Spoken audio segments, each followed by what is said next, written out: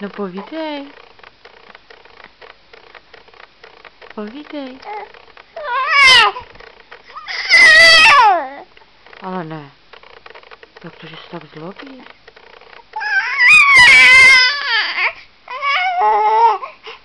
Tak zavoláme Toníka. Ne. Toníčku, pojď sem, prosím tě. Tak potřebuju Johanku.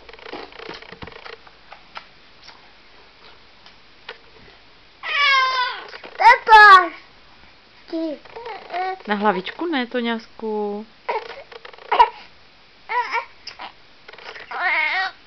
Joj. No taky řekni něco hezkého. Jsi mi dal takové kafe. Kafe si jí dal? Jo. Jak jsi to mohl dát, prosím tě? A Toníku, pojď sem ještě, prosím tě, pojď sem.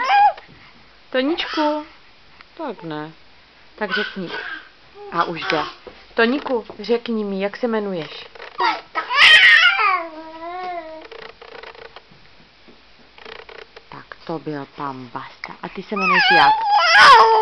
Bastová. Tak řekni čau.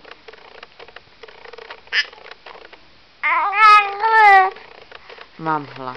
Rozumím.